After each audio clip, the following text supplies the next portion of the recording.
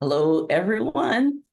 And I'm here with Alondria Lloyd today. And for those of you who have been following me along the way and you've been seeing what I've been doing is I've been meeting with all the people that will be coming and sharing the stage with me here in Charlotte, North Carolina on Friday, June 28th.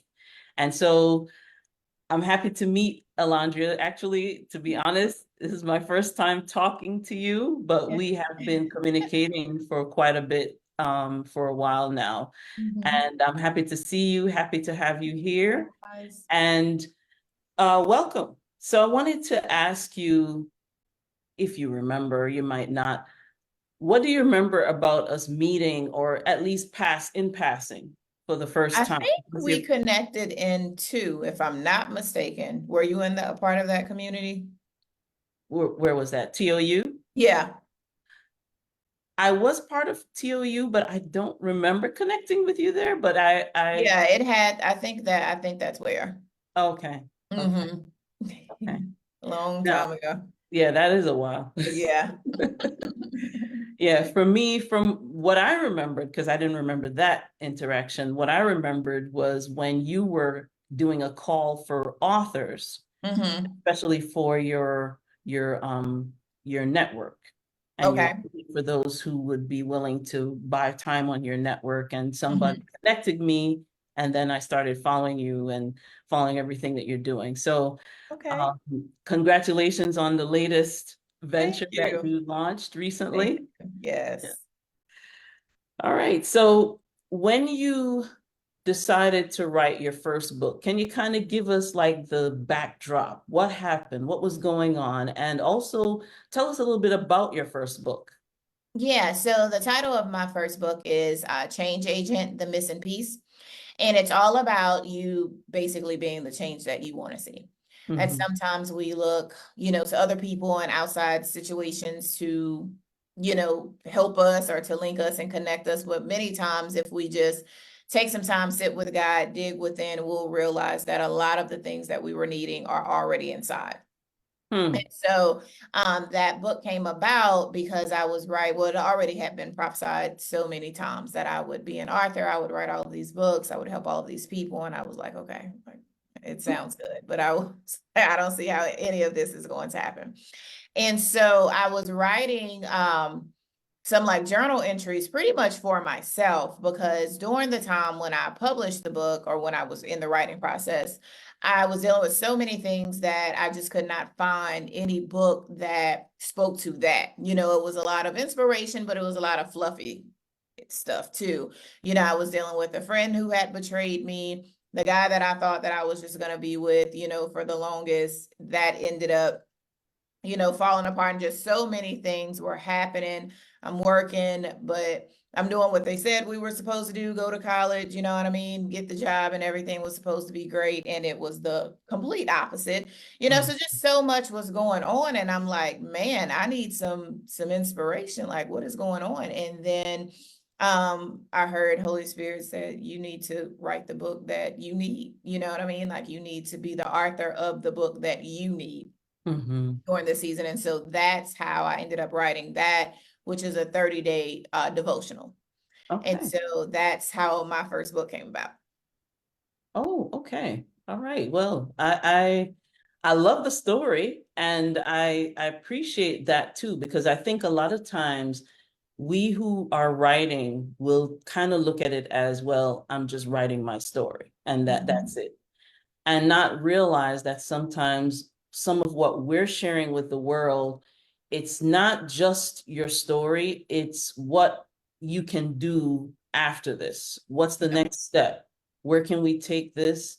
And also, what I needed, I realize somebody else needs it too. And Mhm. so I'm sharing that information so that others can learn and others can grow.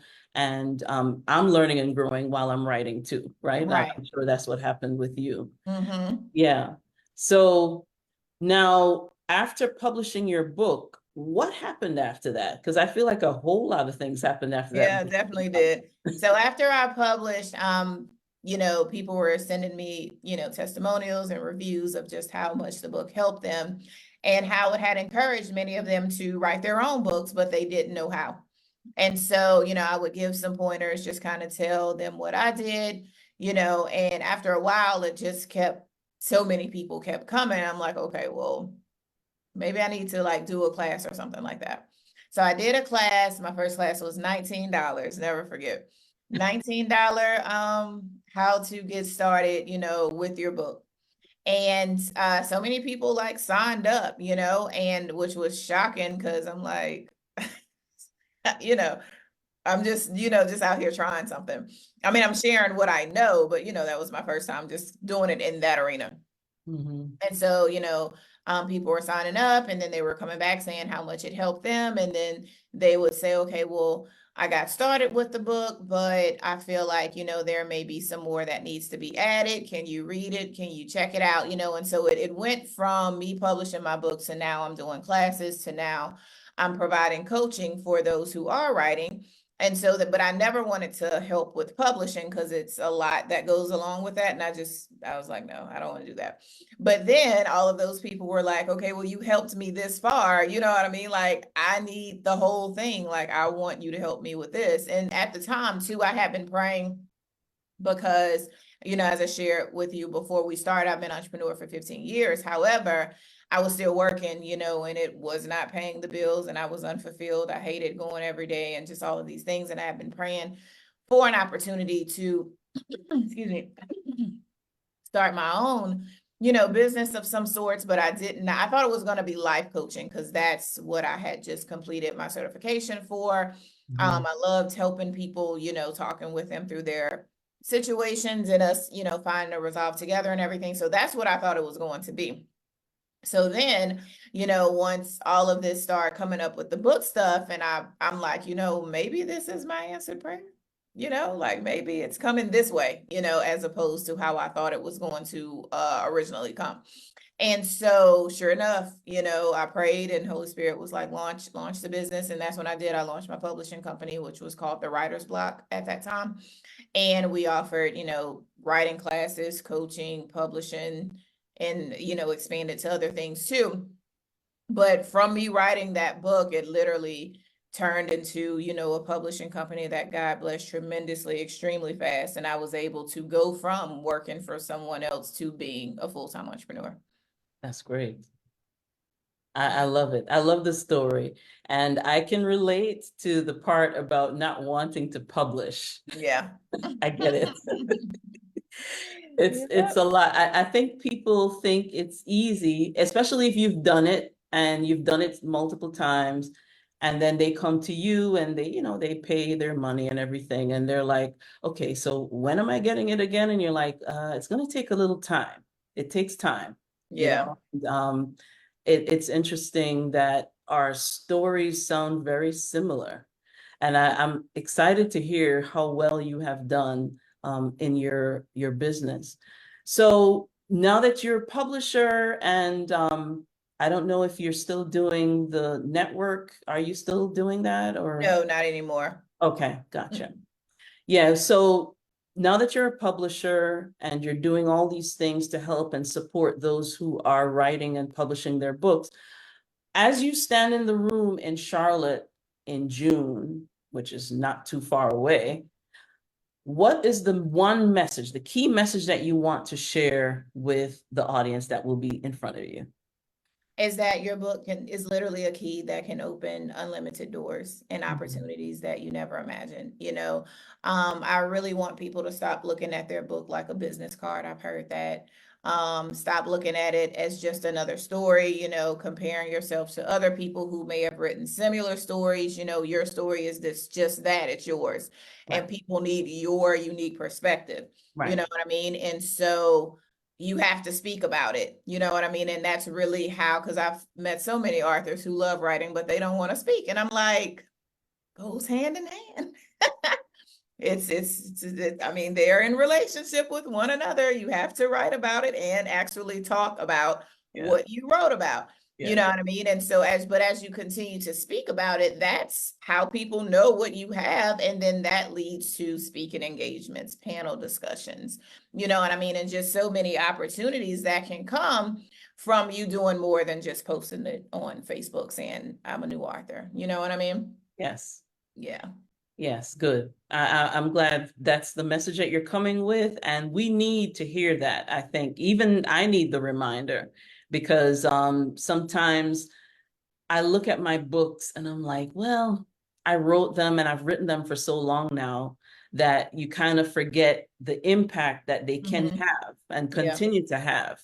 And so I'm looking forward to hear what you have to share with us because I definitely can learn from you as you have really done very well in this area. Mhm. So thank you so much. I know Yeah. you're a very busy lady Mhm. and don't want to take up too much of your schedule, but I appreciate that you've taken the time out to meet with us today. Thank And you. I'm looking forward to seeing you in person very soon. And Yes. so thank you so much for your time. Thank And you. those of you who are watching us, please make sure that you have registered to be with us, right? Check out the link. I will drop the link after the video ends so that you can go right to the link and register so that we can see you in the room. You can talk to us, you can ask questions, and you can sign up to work with us. So I'll see you soon, Alondria. Okay. Thank you. All right. Thank you All very much. righty. Okay. Goodbye. All right.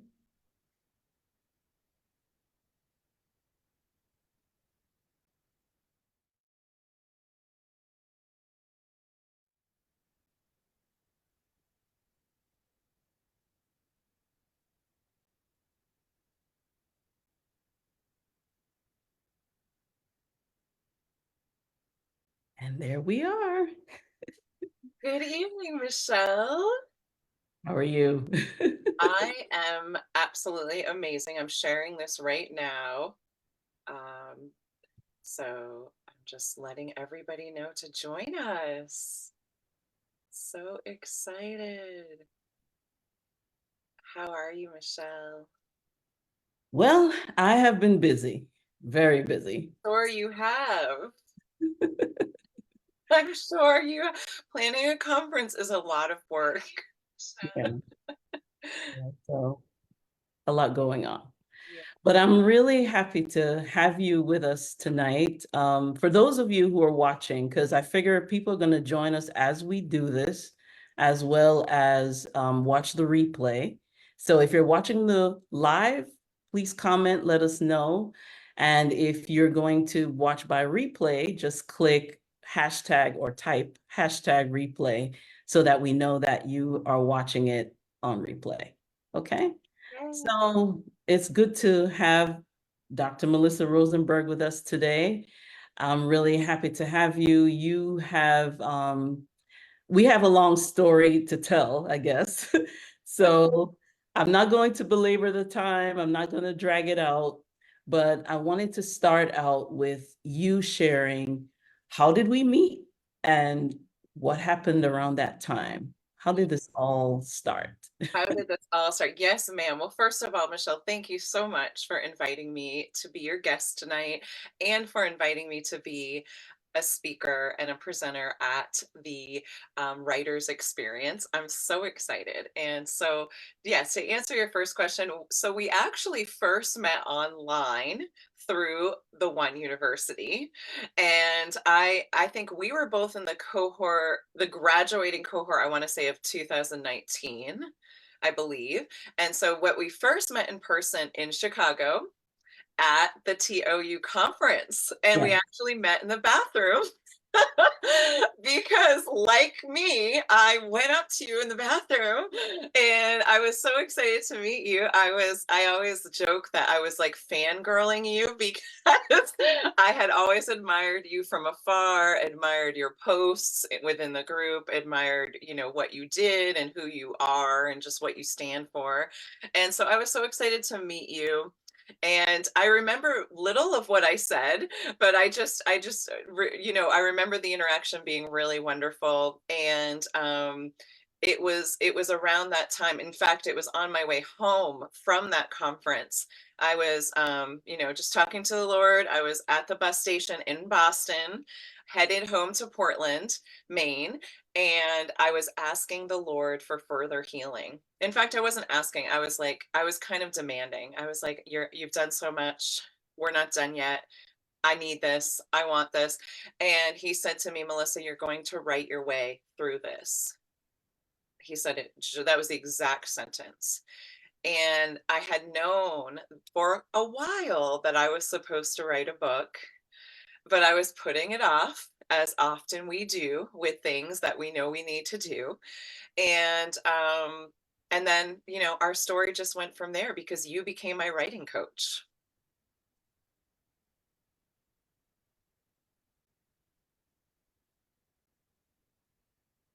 So can you hear me? Yes. Okay, yes, because it seemed like you fell off there. But so yes, I remember seeing you online. I remember the interactions that we were having in the group. I do remember the day when we met in person. And it was a little funny to me because it's like, this is a bathroom. Why are we, why is this happening here? But I understood, there's a case where we were all in this big conference. You never know when you're going to see the person again. I had you So you alone. kind of just grab them when you can, which is fine. It's fine. Um, but it's interesting how you can meet someone virtually and it turns into something more than just a virtual connection. And it can develop, it can last. We've known each other now for quite a few years. Yes. And I'm seeing you evolve, basically. I'm seeing you grow. I'm seeing you become you're like a different person. You're really not the same as when we met in Praise that bathroom, how many years ago? You're like a different person. Wow. Same name, of course, Yeah. same certain features, yes, but the person that you are deep down inside, it's different. Wow. And as I've watched the change, I know that part of the change has been instituted because of you, and I see your book in the background, you going through the work to actually produce the book and share your story with the world. And so I wanted you to kind of give us a little bit more on what made you decide to write that particular book, because I know he said you're going to write your way through it. Some Yes. of us don't know what that means. What does Yes. that mean to you? Can you kind of share a little bit about that?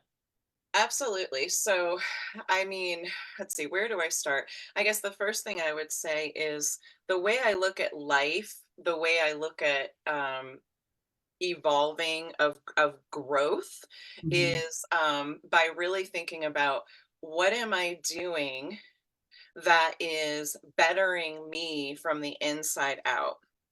What am I committing to? What am I giving my time and energy to? Where am I spending my money? Who am I surrounding myself with? And to me, because I come from the field of psychology, I have my undergraduate in psychology, my master's in clinical mental health counseling, and my doctorate in counselor education. So my entire life has been immersed in a field that is about self growth, self awareness, self bettering, right? Dealing with your issues, your trauma, your pain from the past, and being honest with yourself and working through that. And to me, because I'm still in this kind of field, I'm not doing one-on-one clinical work in an office anymore. I don't have that kind of private practice, but I'm doing virtual secure attachment coaching. We'll talk about that later. But for me, whenever you're in that kind of field where you're helping other people in their growth and their inner growth, you're helping other people with their self-awareness, you're helping other people heal. You're only as good of a tool to them as the growth that you have done yourself. True. Like I was always telling my counseling students, it's unfair of you to ever ask a client to do a piece of work that you have not had the courage to do yourself. That's inauthentic and it's incongruent. And the thing about people is they know that. And they might not know it at first, right? Because some people can put on a good act and kind of show you one side. But after a while, people go, wait a second, there's something incongruent here, because you can kind of only keep that mask up for so long. And so for me, I've been in therapy. You can't go through a clinical counseling program and a master's program and a doctoral program in counselor ed and not go through some deep inner growth. But I found myself at a at a point where it was like an impasse, if you will. There was this layer that I needed to push through, and what I realized that layer was being transparent and authentic with a larger audience. Therefore, that there comes the book. I needed to get my full story, and again, it's not, obviously I have more I can say, and I have I have another book I know I need to write right now. But there was an amount that I could get out at that time, that I was comfortable getting out, that I was self-aware enough, and I had the courage enough to get out, right?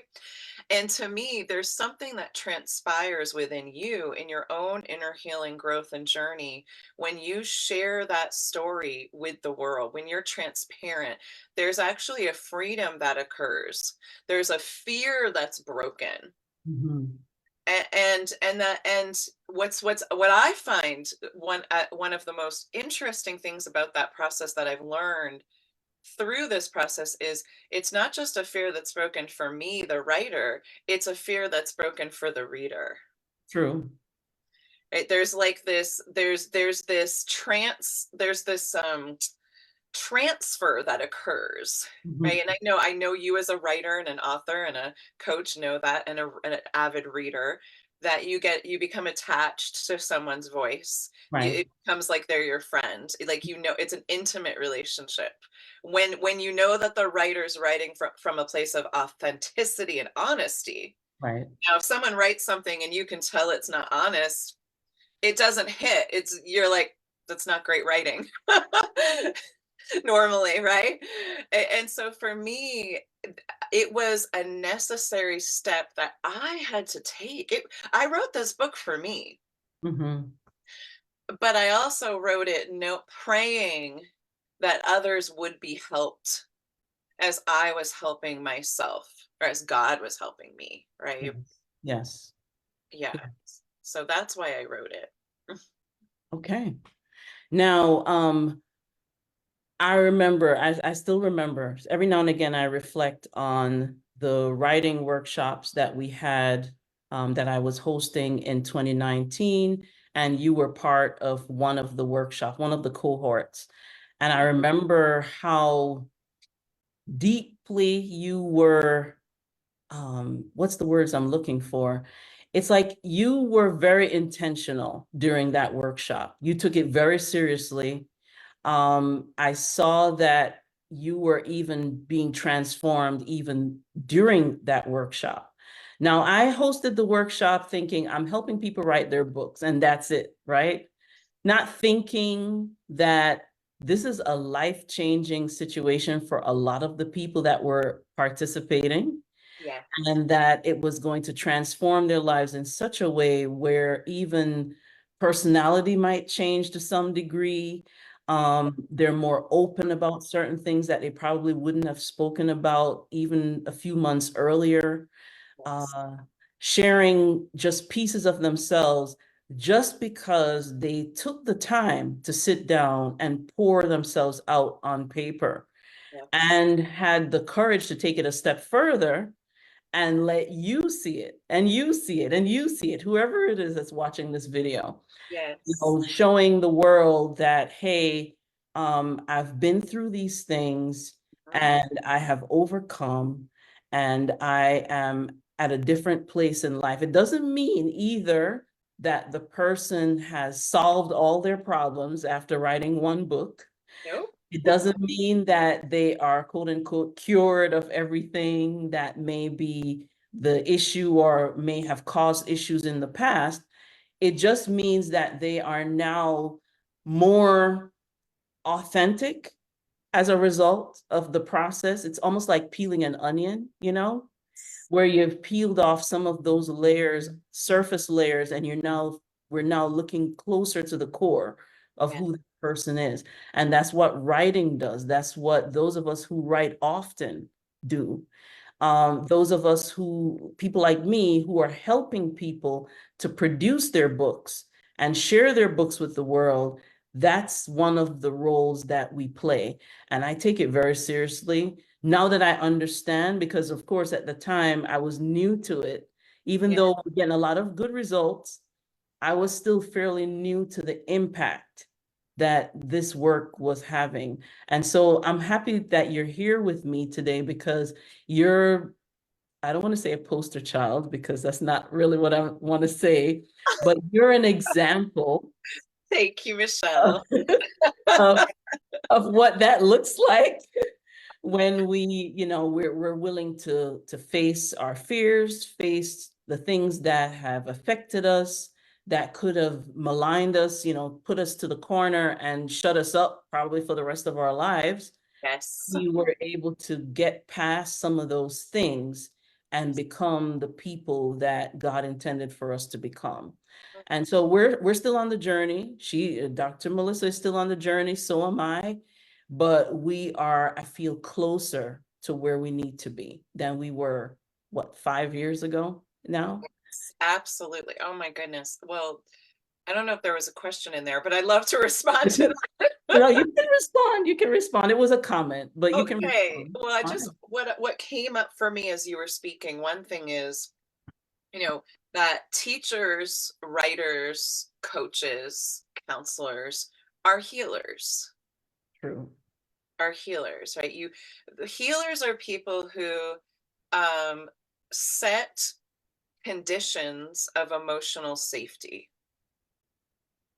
They hold a container, if you will, right? And that container is metaphorical, but that container was, for me, your coaching course. It was a container of emotional safety, which means a place where I knew there was non-judgment, there was encouragement, there was unconditional positive regard, right? I knew that no matter what I said or what I brought up, whether it was about my writing process, now I did owe you $20 once because I didn't get my assignment in on time. That's boundaries. And even in emotional safe containers, we need boundaries. That shows us it's a protective measure. It's like, I care about you. I want you to be successful. You didn't get your assignment done. You owe me $20. And that was good because I was procrastinating, right?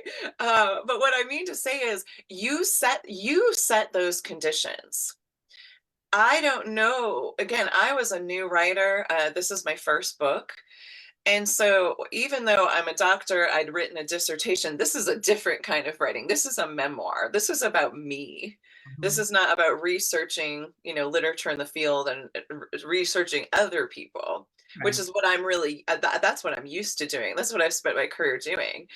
And so when you have to turn the mirror around on yourself, you need a safe container to do that in. And so one thing is, I would say that you are someone that creates that kind of safety for people, which I believe enables them, their true self to arise, that those onions, that peeling to come off, and for them to continue to reveal more and more what's really in there. Right. And that's a requirement. Not everyone has that gift to create that safety. The other thing I would say is that, the only place that shame can live is where there's secrecy and isolation. True. Right. And so, like you said, for me, and of course, then you've got the voice of the enemy who condemns, right? Our adversary who's constantly wanting to bring up everything we've done and say how bad we are and how no one will ever respect us if we're honest about what has happened, and so forth and so. And that really keeps us in a place of bondage and oppression when we're not free to tell the truth about who we are, about what we've been through, Right. and about what we desire, what we're working on now, and how we're trying to change and grow.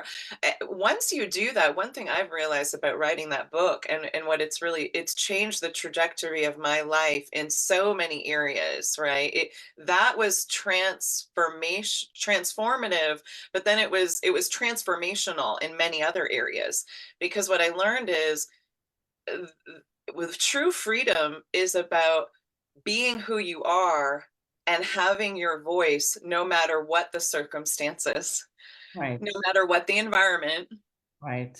I'm going to be honest Mhm. about myself and who I am. I'm going to present my authentic self as Right. much as I can, as much as I'm aware of.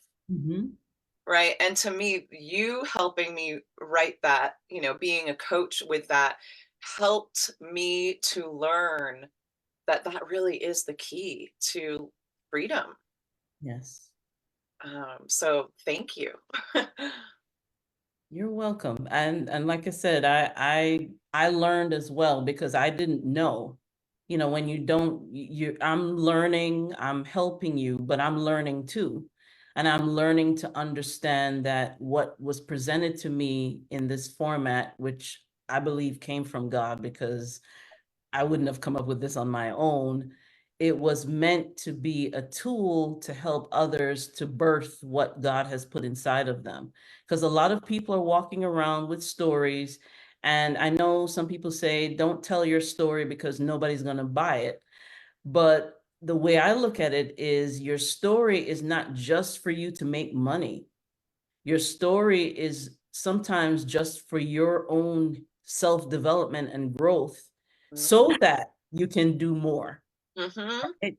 So the book can sometimes be the key that unlocks that door Mm-hmm. and helps you to turn into whoever it is that God wants you to become. And Absolutely. so we're watching your evolution, and we're watching your changes, and we're watching you grow and become. And so we have invited you to be with us here in Charlotte, North Carolina. And as I mentioned in my very first video that I did on Saturday, that by way of announcement, I'm not in New Jersey anymore, um, that Charlotte is my home now.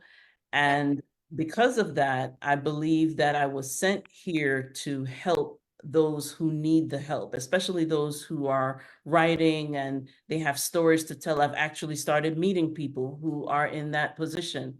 I've actually helped some people actually get their books out already since I've been here, and I've only been here for a short amount of time. That's great. And so I'm looking forward to seeing what else will happen when we meet again in person here in Charlotte in June, which is right around the corner. Right. So I wanted to ask you, what is that key message that Mhm. you wanted to convey to your audience? So don't give too much now, just the Okay. key. Okay. I'm not going to give too much. I'll really give just one sentence because I don't want to give everything away because y'all need to come to the conference. However, my key message, and I thought about this today, what really would I want to say to someone? And this is my key message. It is that God will use your story not in spite of what happened to you, but because of what happened to you. Because of what happened to you, Yes, right? yes. And Mhm. even as I'm saying that, when I'm hearing from Holy Spirit, what He's saying is because that brings me glory, Mhm. right? Yes. That brings me glory. I'll go back to what you said at the beginning about Melissa. You seem like you're a different person. And I said, praise God, because that is right there. You saying that is so encouraging to me because that is evidence of Holy Spirit working in me, Mhm. of him changing me from the inside. That's all him, right? And I was just writing about this today for a sermon that I'm doing on Friday, that if you start seeing inner changes in yourself, the fruit of the spirit, right? Love, joy, peace, gentleness, patience, so forth and so on, you can know for sure. You can celebrate and be excited, because you know, as you see those fruits start showing up more and more in your life, you know that's the evidence that Holy Spirit is working in you, Right. right? But without us being on, here's the trick that I've learned. We have to be willing to avail ourselves to the healing process and journey that God wants to do within us. Mhm. It does take our willingness. We have a free will. We, like you said, I could have said, when I prayed and said to God, I need you to heal this. I need you to do this work in me. I was like, it wasn't even asking. I was like, you have to do this. I don't want this to have this going on in my life for the rest of my life. I don't want to live this way. I don't want to feel this way. And he said, you are going to write your way through this. And then every time I wrote on my calendar that I was writing this book, I wrote writing with Jesus. Mm. And that was my way of doing it, because I don't like to feel alone in my process. And Mhm. so that was my way of knowing I'm not in this alone. Jesus is writing this with me. And Yeah. he did, you know and so I would say that my biggest, that's my take home message, is that it's not that he's going to use your story in spite of what's happened to you. He's going to use it because of what happened, because he's going to show other people where you were at and all the things that have gone on, and then what he's done in your life, how he's changed you, redeemed you, made things new. And that's really what our testimonies are about, right? So that, to me, that's what I want to really talk about in depth. And I'm going to share a lot about my book, about myself, about my past. So if anybody's like, ooh, I want to know, I want to know her story now, I'm gonna share it all. I have nothing to hide. And I'm just excited to inspire and encourage those who have been through trauma, who have been through abuse, who have been in places where they have things in their background and that they're ashamed of or afraid of coming out. I just want to be there for them, to encourage them that Mhm. God is good and faithful. His grace is new for you every day. And there's nothing, the enemy can't hold you when you decide to step into truth and Right. be honest with your story. Right. Right. Right. So, yeah. Yes. The thing that before we wrap, the one thing I wanted to say is many times the things that we've been through has made us feel ashamed, Mhm. right? Yes, There's very shame much. usually tied to a lot of the things that we've experienced, whether we did it ourselves or it Mhm. was done to us. Yes. There are times when we look back and we're embarrassed, we're ashamed, we don't want people to know. But the thing that I have learned, especially after writing my first book, I released it in 2011. But when I wrote it in 2010, I felt like it's almost like you're walking around naked. That's what it felt like. And Yes. I was very scared as to what would happen from me unclothing myself like this Mhm. with my book. But what has happened is actually something amazing to watch. And I am mentally documenting it. I do need to write it down Mhm. as to what the journey has been Mhm. since my first book was released. All the things that I've experienced are because I obeyed and released my first book, which was my memoir. And I know, like I said, I'm hearing it now. A lot of people are saying, don't write your memoir. That Mhm. shouldn't be your first book if you're writing books. But I'm telling you, if that's what you have been, if that's what God is telling you to do, then let's put it that way. If you know within your spirit that this is supposed to be my first book, Yeah. you might as well do it Well, that's because the thing. You may as well do it. And the thing I would say to that too, because I agree with you, I felt so naked. I was, especially because I went through so much schooling of saying, you know what, this is your professional identity. I mean, it was hammered into me. Professional identity for therapists and academics is everything. And so to put yourself out there, many people would never, ever do that because they're, you know, you want to maintain this like anonymity.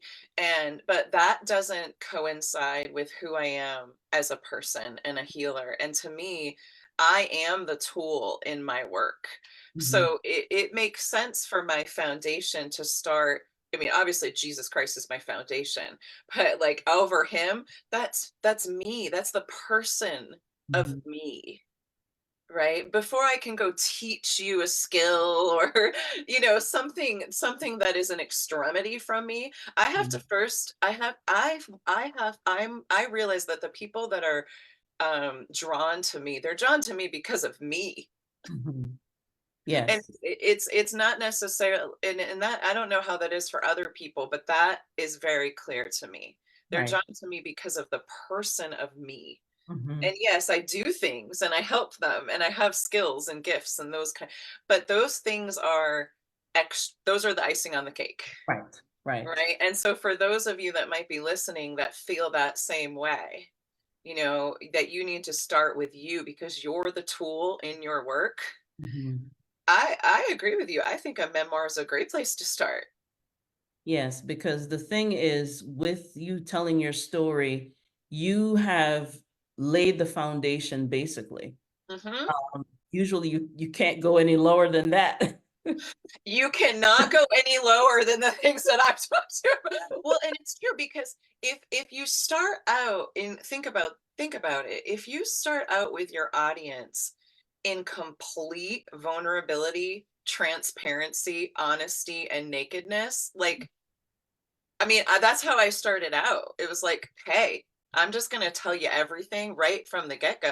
And that, right, you that, and you know, not everybody that knows me even knows that story now, but some people do that have been following me for a while. But either way, that's always going to be there. Right. You know, and sometimes people ask about it, sometimes they don't, sometimes it's relevant, sometimes it's not. But I agree with you. I think you're starting, that's a foundational piece for many of us. Yes. I agree with you.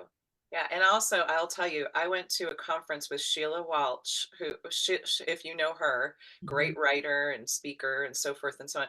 She was at the a Christian counselors conference down in Nashville, and I got to meet her. I got to buy her book, and I was writing this book at the time. And I went up to her in tears because I realized that she was someone I had listened to her book the winter before when I was feeling extremely depressed, the audiobook. And the minute she got up on stage, I didn't know what she looked like because it was an audiobook. I had never seen her. But I heard her Scottish accent and I thought, I know that voice. Like I know her. How do I know her? And then I realized I listened to her voice for 3 months over and over last winter. Like she helped me heal a part of myself. And so I went up to her in tears and I was able to say that to her. And I said, you know, I'm so scared.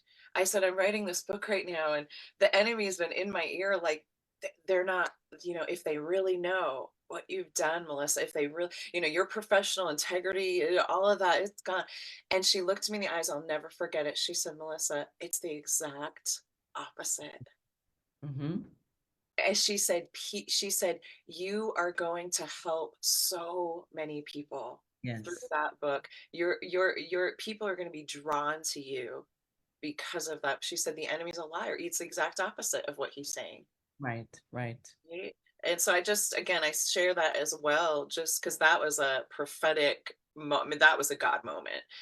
It was a confirmation. So for anyone that's listening tonight who is getting excited about this material, you have to come to this event in Charlotte. I believe this event is going to be life changing. And I don't just say that like for every event, but this event has all of the nuts and bolts. Everything is there for this to be an event that would truly change your life. So I hope you guys come. And thank you so much that agreed to be part of this. And I'm looking forward to seeing you again in person. It's been a while. Yes, it has. quite a few years, but I know that us seeing each other again together in the same room, I believe that things will happen. Lives will be changed, people will be encouraged, people will be um, uplifted, because I think that's another thing in whatever is going on today. A lot of people are down, a lot Yeah. of people are depressed, a lot of people are struggling. Yes. It's good to just walk into a room and take a deep breath and know that you're in a room where you're safe. You're in a room where we are ready to encourage you, uplift you, pour into you, Yes. and you get a chance to meet us, talk to us. I've included a mixer now in the itinerary so we can spend a little time with everybody to mix in the room and get to know you a little bit better. So I'm looking forward to seeing you in person, everyone, not just Dr. Melissa, but everyone. I want to see you in the room in Charlotte at the Hyatt Centric South Park Charlotte Hotel. Fairly new hotel, beautiful place, nicely placed. It's in a little cul-de-sac, so it's away from the bustle and hustle. It's really nice there, beautiful place. I want to see you there. It's Friday, June 28th. We're starting early, 8:30 in the morning, and we'll be wrapping by around 4. And we have so much to share with you. So I'm going through the roster, if you will, of our speakers. And Dr. Melissa was our first person up on the list for me to speak to, so that you can kind of get a taste for who will be there. So thank you so much for joining me today. I really enjoyed talking to you, and I look forward to seeing you in person very soon. Thank you so much, Michelle. It's an honor. I am so excited. I can't wait. I hope you have a great evening. Okay, you too. See you soon. Okay, goodbye. Bye-bye.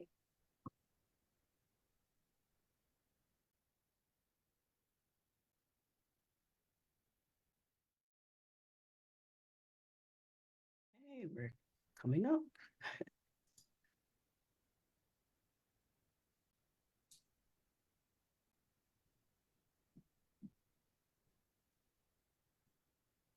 All right, here we are.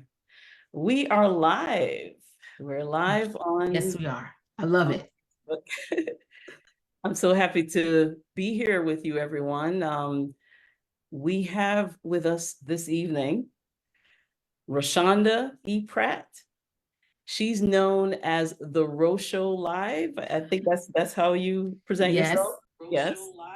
And you have been helping so many people in terms of getting their visibility up, in terms of them being feeling comfortable and confident behind a camera, or I should say in front of a camera, or on a stage, or in a room, just in a room with people who are decision makers and who can help them get from where they are to where they need to be in their business. So I just want to thank you for taking the time out of your busy schedule to be with me this evening.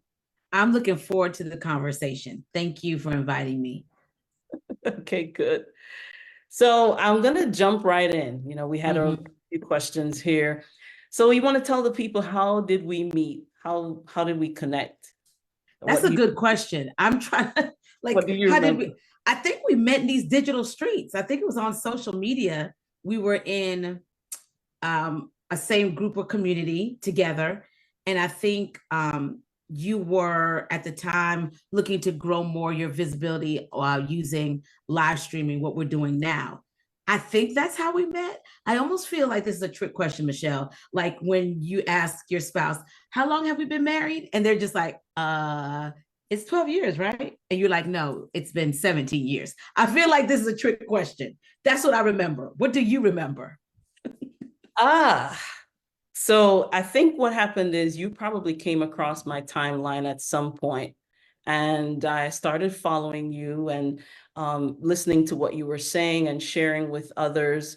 And I love the fact that you were very, what's the word I'm looking for? It's like you were very confident in who you are, and you knew that people like me who like to hide and not really want to be on camera or on a stage, You knew Mhm. that we had a message that people wanted to hear, That's right. and that we needed to make ourselves visible so that people Mhm. could hear us and see what we have to say. So, yes. That is right. That I'll go with that story. That's much better than my story.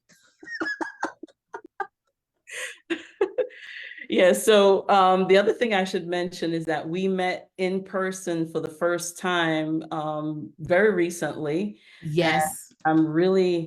I was really blessed by the time, about that time when we met and we connected. And I believe that a lot of things will be changing in my life and have changed since we Mhm. met that one time. That's really cool. You know what I love about that is I often tell people social media friends are real. You know, Yeah. you can do business with people and never meet them in person Mhm. until many, many years later. But that Yeah. doesn't take away from the fact that it's not real. I mean, these people know about your family and, your latest win and all of these things. And so I think that just speaks to the testament of the community that you can build with people if you're intentional to build community with people and not just say, I want profits over people, Right. but Right. being intentional about building community with people. And the result of this is what we see right here and the writers retreat that's coming up that I'm very excited to participate in. Yes, yes. So before we talk about the actual event, I wanted to Mhm. hear about your journey as a writer. I know that you didn't start with writing, you Yeah. started in the television industry. So Mhm. tell us what made you decide to become an author? What was that journey like? Yeah. It's so interesting because my journey of becoming a television news producer for 2 decades started with my West Indian father. So my parents are from Trinidad and Tobago. And as the Yankee Doodle of the family, my dad used to make me watch the news. Okay. And he started this love for storytelling and broadcast journalism when I was just in the 4th grade. But before I actually realized that you can pursue this as a career, because back then there weren't a lot of women who were on the anchor desk, and there weren't a lot of minority women, Black and brown women who were on the anchor desk. And so I really was interested in writing. I loved creative writing classes. I loved English class, ELA, all of those things. And then I was able to marry my love for storytelling and writing as a producer, because that's much what you do is you write the news that the anchors read on air. But when I started this journey in the digital space of becoming an early adopter with using live streaming, I was challenged by a woman named Tawana Ross, who was teaching me about LinkedIn at the time. This was like many years ago. Okay. And at the time I was pregnant with our last daughter, who is now, 6 as of this conversation. So this was about 6 years ago. And she said, "You are an expert in this live streaming thing." And I was like, I mean, yeah, I guess. I didn't even believe it yet. I wasn't calling myself an expert. I was like, yeah, I know some things. They said, no. You're speaking on stages about it. You are working with clients. You're working with brands. You're an expert. She's like, you need to write a book about this.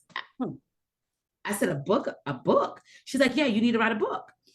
And I was so challenged by that. She gave me 30 days because at the time I was about 8 months pregnant. So we were trying to get this baby out, this book baby out before the actual baby. And I was assured that I was going to write a book about my television career. I was going to write a book teaching people what I learned as a television news producer and how they can use that in building a digital brand. Well, I went into prayer because the book that was already done, Michelle, it was 6 chapters. Because I guess somewhere along the lines of motherhood and being married, I was working on this book. Okay. Right? That was just going to be a someday thing. I never knew it was going to be this actual day. And when I was working on this book, I went to go let this be the book that I first produced, and the book disappeared. What happened? wasn't on the drive, wasn't on a jump drive. I usually always email my thoughts to my husband. He couldn't find it. This book was totally gone. And I was in a panic because I accepted this dare that I was going to write a book in 30 days. And what happened was I went into prayer, and it was just like, I got this download of, what do people always ask you about, Rashonda? Mm-hmm. And I started thinking, well, people are asking me a lot about video. And Tawana did talk to me about video. Why don't you let that be the book that you write? And I was like, I don't even know where to begin. And really just God walked me through some steps on how to write my first book that we released in 30 days, that became an Amazon bestseller in 24 hours. We just re-released the second edition that I'm really proud of, CEO of Live Video, the second edition. And that book has taken me all over the world, literally, of just really teaching what I know. Yes. And that's the thing I have told people, because I mean, a lot of the people that I work with, they are writing their memoirs, but then there are others that don't necessarily want to share all of that information. Right, so right. I've tried to encourage people to share what you know. So share, you are a tech guru of some kind, write about it. Let us know what you know. And you can definitely do very well for yourself with that. So you put that out, you're considered like an authority on something when you write and publish a book, usually. And so when you share that kind of information, then people are like, oh, she really knows her stuff. And of course, they're back and watching you on lives and watching you basically do what you wrote about. And so they know that what you're saying, you really believe it, you're good at it, you've demonstrated it, you're, you know, all of that. So I love that. Yeah. So books are really good in that way, I believe. Yeah. I've learned that book became like a calling card. Yeah. No one was asking for my business card. They were like, what's your book? And, you know, how can I get a copy of it? And so it's just been an amazing journey and experience. That's great. That's great. So, are you, okay, so you have been going around the world with this book. Are there any specific events, let's say, or opportunities that came up that surprised you as a result of you writing and releasing your book that you would like to share? That's a good question. Any surprising opportunities? Anything popped up for you that you didn't expect? I don't know if they're really surprising opportunities or just the fact that this is a skill that everyone needed to know.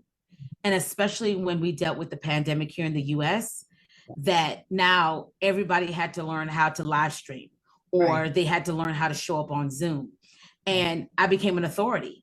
I became the person that you go to talk to those about those things. So it was companies and agencies and nonprofits and ministries working with us because I was already doing the thing.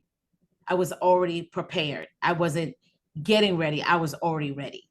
And so that has been just really a unique experience to see how I've been able to marry the things that I've learned in television news with this new digital media platform, and have been able to impact so many segments of population. I mean, to be able to do a work with a politician who announced that they were running, and we did it via live stream.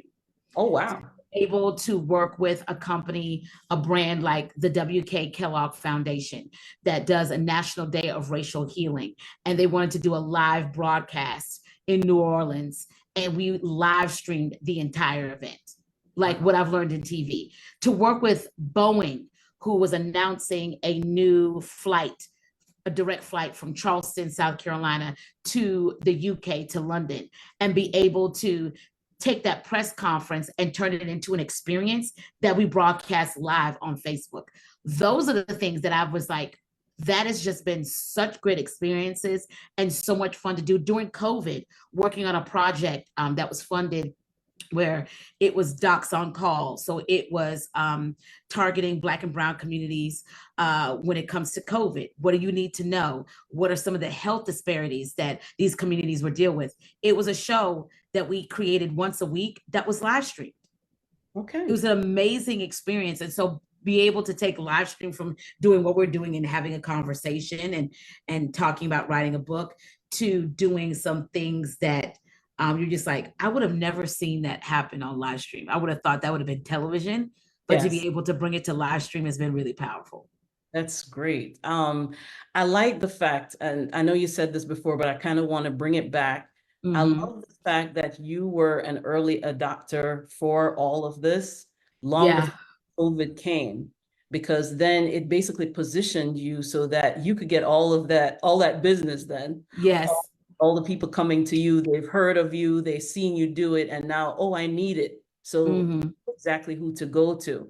And so I just wanted to say about that those of you who you have a skill, you have some expertise in an area, please don't be shy about putting that in writing in a book, because you will, it's basically like an open door. It's better than a business card. Let's put it that way. Better than a business card. So I wanted to encourage people to write.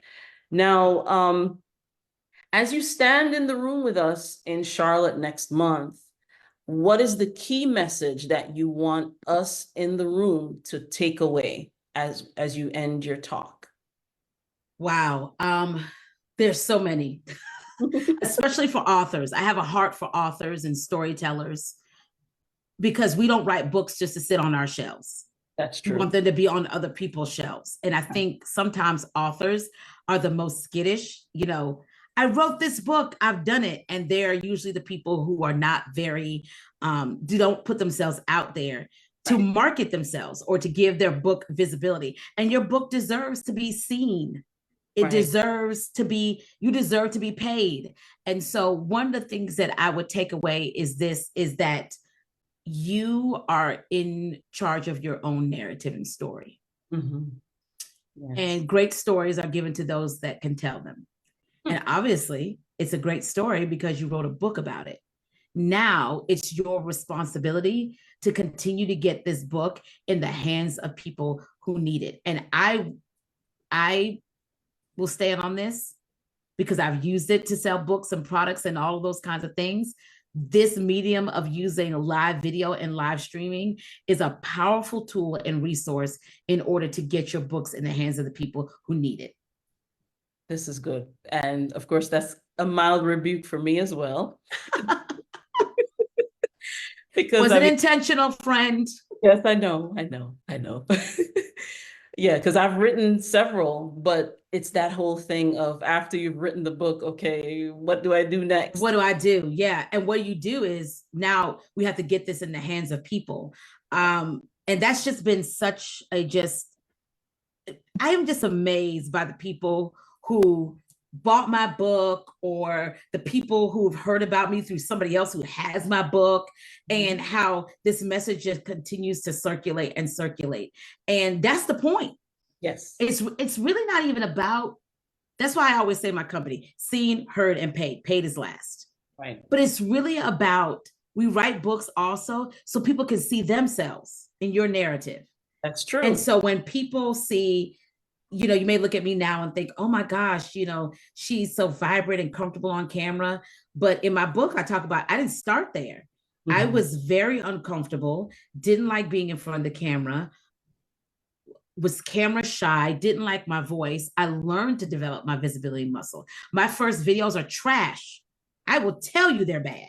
You don't need to tell me. I will tell you they're bad. They're bad. But they're supposed to be, Michelle, because you've never done this before. And I don't know anybody who goes to the gym and is already fit unless you're maintaining something, right?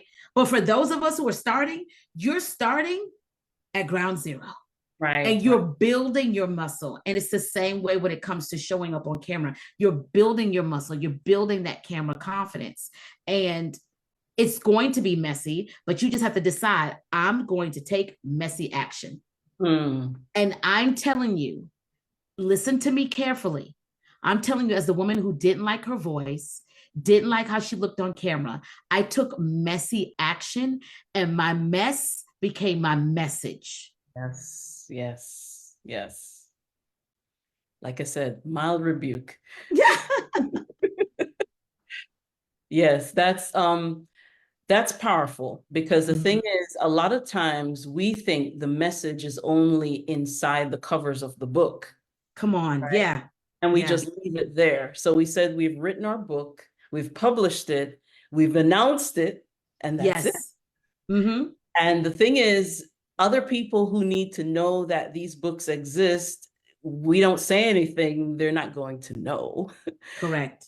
Right? They're not going to know, and they're not going to know the lessons that you learned along the way, the writer, what you shared, what you've been through, how you came through on the other side, if it's a memoir or if it's a business book, what you learned during your business journey and where you are today and why you are an authority in whatever area that you work in. So I want to encourage those of you who are still on the fence about Get off the fence. joining us in Charlotte on June 28th. It's Friday, June 28th, 2024. We will be starting early, and Rashonda is actually going to kick us off during that event. No pressure. Yes, I know. And I'm excited. I'm excited to see you in the room. I'm excited to see you again in person. I'm excited to hear what gems you have to share with those of us who will be listening and taking copious notes and learning and getting over ourselves, because that's another part too. Is like you have to get over yourself to become who you need to become for those who need what you have. Yeah. And can I say something about that, Michelle? Can. I want people to understand this. The woman I am today is because I've made investments. Right. To attend certain events, in certain coaches, consultants, programs, etc. If you are an author and you live 2 hours, 4 hours, or maybe you even have to take a plane, train, automobile, I really want to encourage you to be at the event, because you don't know what you don't know, friend. And there is another part of this author experience that you don't have to be a starving artist. That's true. Well, I wrote a book and it doesn't have to make money. No, I know people who make six figures plus from books. That can be your narrative and your story too. So if you are an author and you have a book or books, I want to highly encourage you to make the investment in this. Because you know what? My book doesn't need just to be on my shelf. I need this to be in a I need this to be at a school. I need my book to be in partnership with X, Y, and Z. I mean, when I think about my book, CEO of Live Video, the course that I have right now in partnership with LinkedIn, so I'm a LinkedIn learning instructor, was pieces from that book.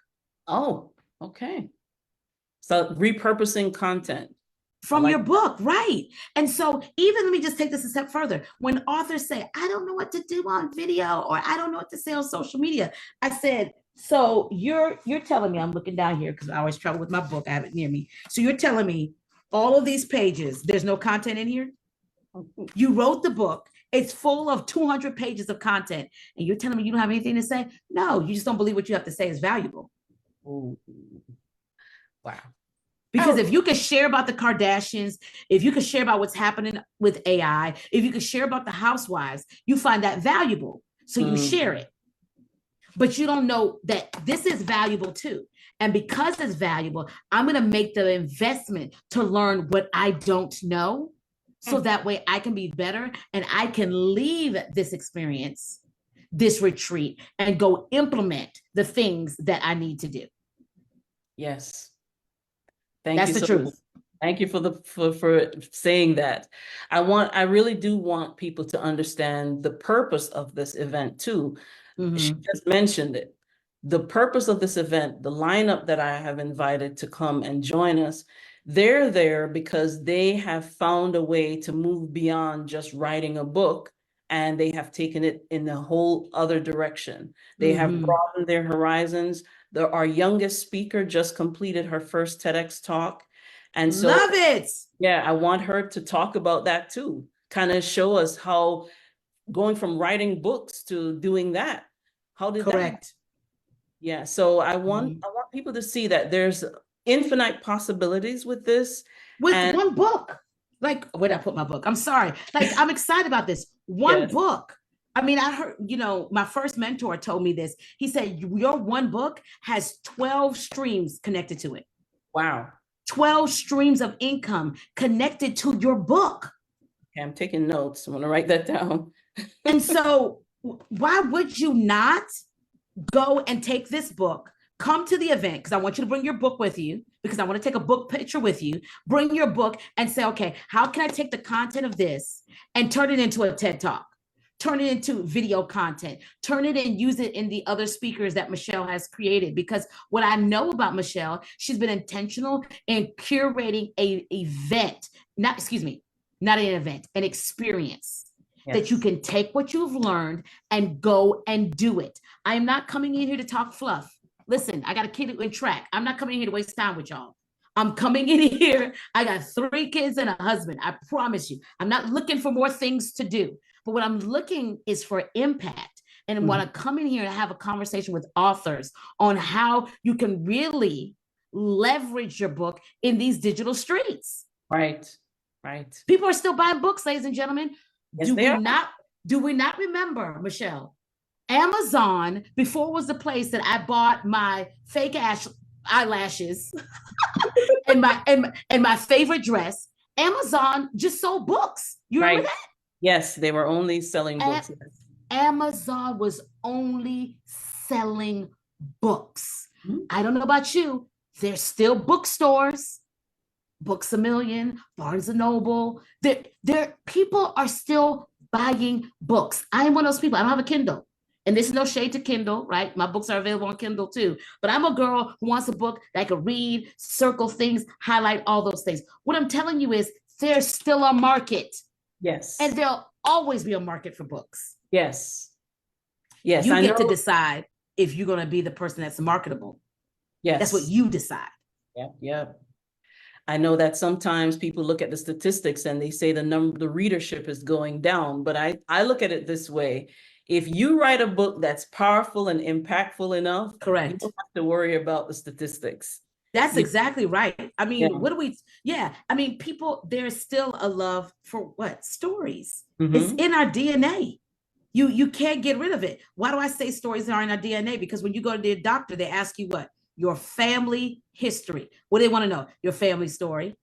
We're seeing this in your DNA. Anybody else in your household or in your family had heart disease? Why? Because stories, it's woven in our makeup.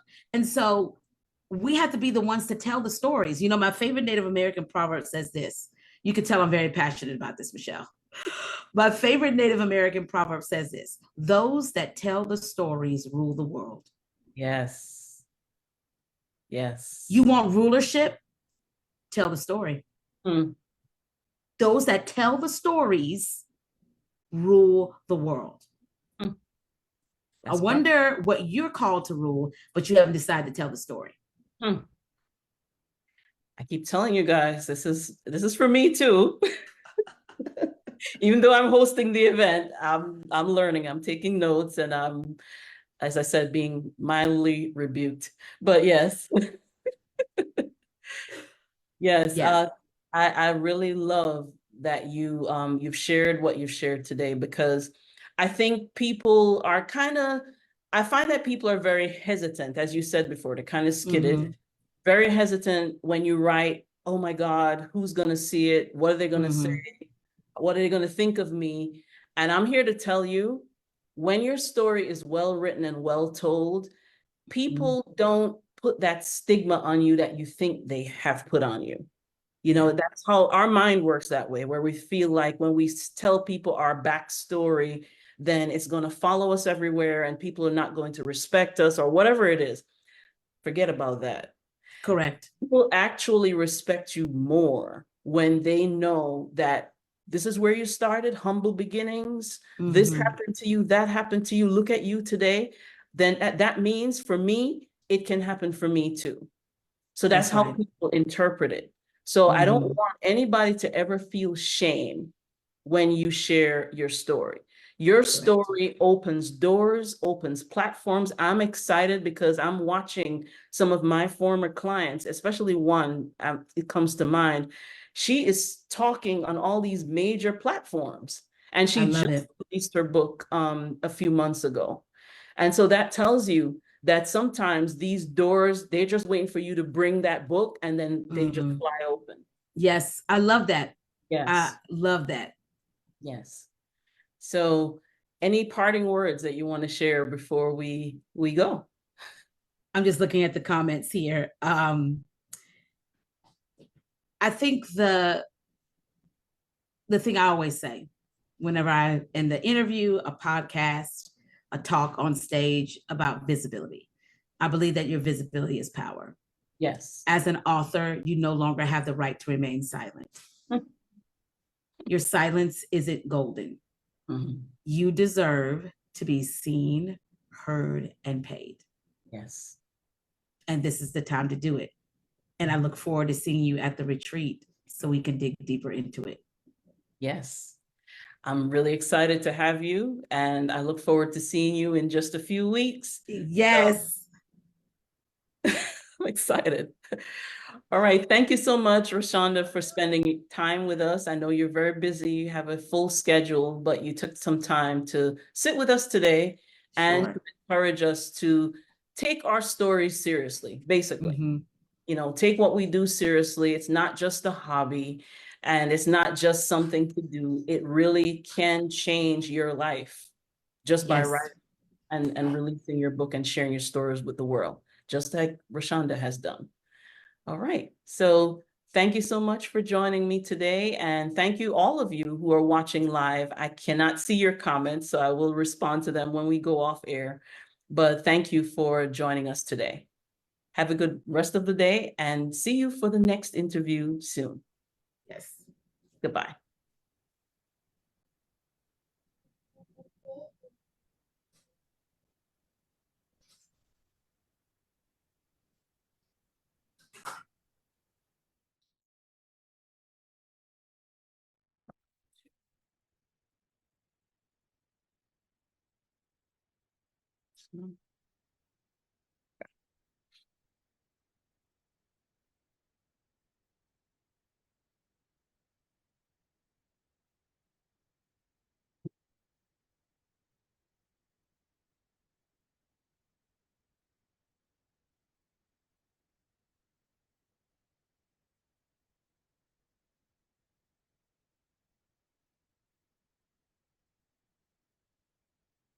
All right.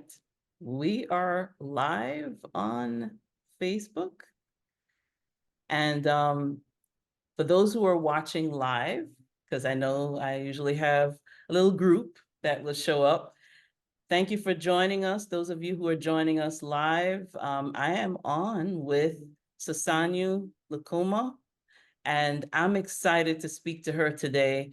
Those of you who've been following me as I've been doing this series, if you will, I've been talking to all of our speakers, those who will be joining us here in Charlotte, North Carolina on June 28th, all day. We will be at the Hyatt Centric South Park Hotel, and I'm looking forward to it. And so let's jump right in. I won't read bios or anything. We're just going to go straight into the conversation. So can you tell those who are watching, how did we meet? I know some people don't know how, but how did we meet? So we connected through my mom. You helped edit my first children's book, which was Subi's Sunny Smile, and it was amazing. And you really helped shape the book into what it became. I'm so grateful for your input. I was only 16 years old, so I definitely wanted some guidance from people who knew what they were doing, and you were a part of that tribe. So that's how we connected at first. Okay, good. And yes, I do remember very well how that went. So you wrote that book. What inspired you to write that book? What made you go that route? There were multiple different reasons. First and foremost, I wanted to create a children's book picture book that put positivity into the world. So what I focused on specifically was anti-bullying, since when I was 6 years old, I had my own bullying experience. I went onto the bus, first day of school, first grade, and a little girl told me that I was too dark to sit next to her. So I wanted to take that experience because thankfully I knew how to handle it. My parents had told me, you go to the teacher, you go to the principal, you tell us what happened. And we were able to come to a conclusion with the girl who said that to me. But there were a lot of other kids who didn't know how to navigate situations like that. So I wanted to teach kids about intentional kindness and about anti-bullying at the same time. And I also wanted to empower people about what they viewed as insecurities and instead flip them into superpowers. So I also have a gap between my teeth and I love to smile. And I used to have braces. When I had braces, the orthodontists who were tightening my teeth and the technicians, they always tried to get me to close my gap. And I love my gap because it's a part of who I am. And my dad's entire side of the family has a gap in their teeth too. And it makes me feel much more confident than I would otherwise.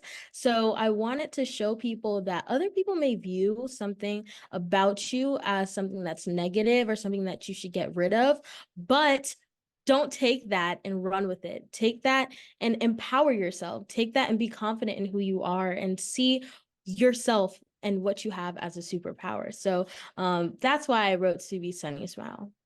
That's great. I wanted to jump back to even the first question that I asked you about when we met. I know you remember that, but I'm sure you figured out that I remember even more. I watched you dance in the dance ministry at the church, and I watched you grow up. I've seen you, you take the lead. I saw that you've always been one of those people who was very confident in who you were and who you are. And you were confident in whatever abilities you had, and you were willing to learn, to develop, and to become. And I think because I've watched you all these years, I have been inspired too, even from afar, even without you and I having a conversation. I was always admiring how poised you were and how you were able to do so many things. I know you have a long list of talents. And the Thank you. one, yes, and the one thing that really intrigued me about you writing your first book was the fact that it's almost like you dove in headlong into that project, and you really wanted to, how can I put this? You really wanted to make sure that you were intentional with sharing that story that you wrote, and that you felt like you had a message that others wanted to hear. Now, what has been the response to your books? Because that was the first. So you've written since, and you're helping others write theirs. What has the response been over the time?